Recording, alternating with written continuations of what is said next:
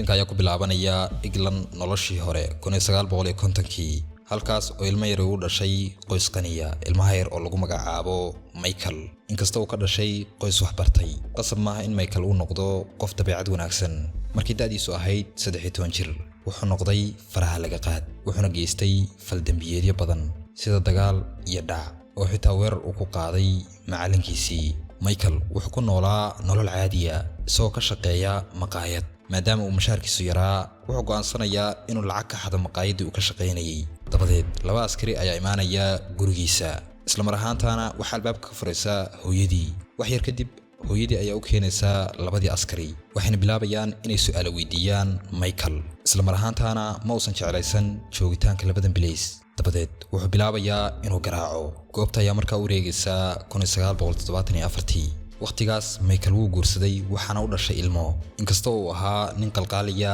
Michael weligiis muusan dhaawicin xaaskiisa oo xitaa wuxuu muuqdaa inuu ka dulqaad badan yahay sidii hore dhan kale markan Michael wuxuu rabaa inuu noqdo qof caana balse way adag tahay waayo karti uu ku noqdo malahan tan waxay ku kalifaysaa inuu xatooyo ka geysto xafiiska boostada u dhow falalka uu sameeyay awgeed waxa lagu xukumay 7 sano oo xariga xaaskiisa oo taas ogaatay waxay tagaysaa saldhigii laakiin Michael uma eka inuu markan u jawaabayo xaaskiisa bilowga muddadii uu xabsiga ku jiray Michael wuxuu dareemay in xabsigu uusan ahayn meel cabsi leh dhab ahaantiina markan wuxuu ku raaxaysanayaa noloshiisa isagoo xabsigu ula muuqdo inuu guri yahay xabsiga dhamaaba si kastaba ahaatee muddo kadib wuxuu dareemayaa caajis si uu soo jiito indhaha dadka xabsiga ku jira wuxuu go'aansanayaa inuu dagaal bilaabo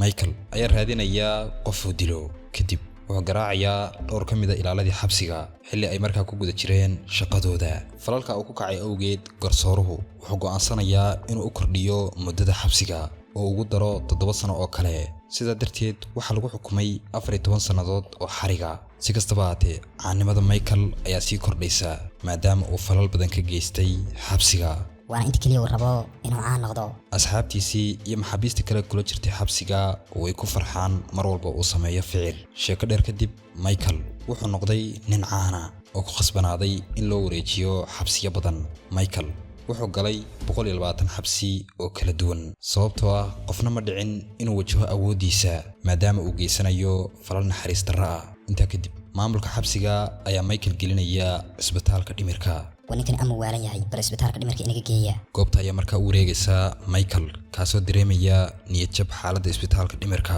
wuxuuna dareemay in meeshani ay tahay cadaab oo kale sababtoo ah ma jirin cid markaas la joogta ama ku taageeraysa meeshan waxaana taasoo si dheer kalkaaliyaha oo si naxariis darro ugu mudaya daawo taasoo loogu talagalay inuu dego si uusan u dagaalamin muddo sanada ah kalkaalisada ayaa siinaysa daawada iyadoo la socota xaaladiisa maskaxda tan ayaana saameysay habdhaqankiisii wuxuuna gaaray heer uusan hadli karin sheeko dheer kadib kalkaaliyaashu waxay u malaynayaan in Michael uu hadda awood u leeyahay inuu xakameeyo dareenkiisa sida darteed waxay u dhimeen isticmaalkii daawadii ay siin jireen Michael wuxuu taas u arkay fursad wanaagsan wuxuuna bilaabayaa inuu hindiso xeelad uu meeshan uga baxsan karo kadib wuxuu dilayaa mid ka mid ah bukaanada oo inta badan aflagaadeeya iyagoo rajaynaya inuu dib ugu soo laaban karo qolka lagu hayo rabitaankiisii ayaa rumoobay markaas waxaana la geeyey xabsiga isla mar ahaantaana waxaa loo mustaafriyey qol waxayna noqotay in keligii uu xirnaado oo saaxiibadii ka maqnaado 26 sanadood tanina waxay niyad jabisaa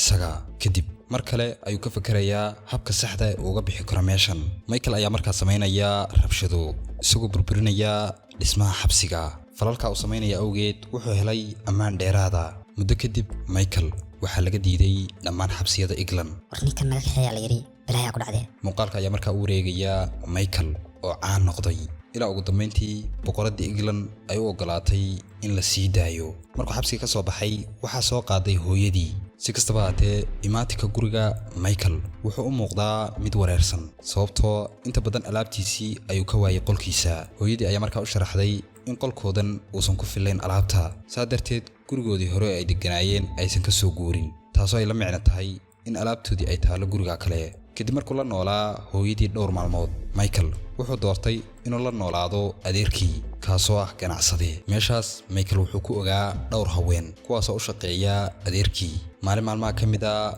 Michael wuxuu booqanayaa Bayal oo ah saaxiibkiisii hore Bayal ayaa markaa u soo bandhigaya Michael inuu noqdo dagaalyahan sharci darro ah. ninka hawaalin inuu xabsiga badan ka soo baxay. shaqadani waxay u baahan tahay in Michael uu la dagaalamo kuwa ka soo horjeeda. waxaan ku dhiirigelinayaa haddii aad rabto inaad lacag heshid waa inaad la dagaalantaa kuwan ka soo horjeeda. waxaan sidoo kale u raacinayaa in magaciisa uu bedelo oo la baxo Charles oo ah jilaa caana oo Maraykana. muuqaalka ayaa markaa muujinaya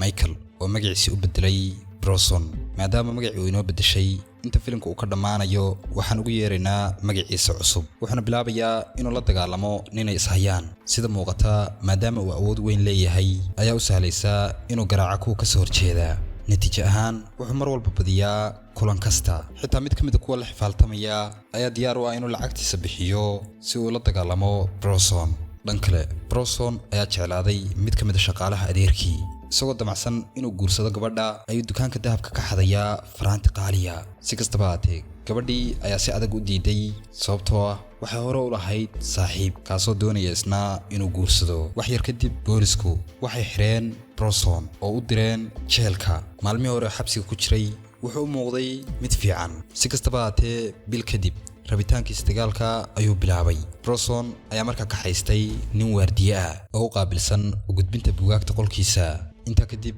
Bronson wuxuu helay fikrad waalan. dharkiisoo dhan ayuu iska siibay, hadda maluq ayuu iska dhigay. dabadeed wuxuu ka codsanayaa waardiyihii joogay qolkiisa in jidhkiisoo dhan uu u mariyo subag. wuxuuna sidaa u yeelayaa si aanu mid ka mid ah ilaalada xabsigu u qabsan markuu rabo inuu meesha ka cararo. si kastaba haatee Bronson wuu sii dagaalami karaa. intaa kadib si ka duwan xabsiyadii hore Bronson iyo dhowr maxbuus oo xabsiga ku jira waxay qaadanayaan tababar farshaxan iyagoo baranaya inta ay xabsiga ku jiraan. dhan kale Bronson ayaa soo baxay inuu leeyahay karti aad u fiican oo ah dhinaca farshaxanka oo xitaa macallinkii barayay ayaa ammaanay sawiradiisa. isagoo dhiirigelin ka qaaday ammaantii uu helay Bronson wuxuu waqtigiisa badan ku qaadanayaa farshaxanka. sidoo kale uma muuqdo inuu ku kacayo falalkii foodada ahaa. taas awgeed macallinkiisa ayaa ka ballan qaaday inuu horgeyn doono taliyaha xabsiga iyo guddoomiyahaba. maalintii uu Bronson la kulmay madaxii xabsiga isagoo uu weliba macallinkiisa la socdo ayaa madaxii xabsigu si xun ula dhaqmay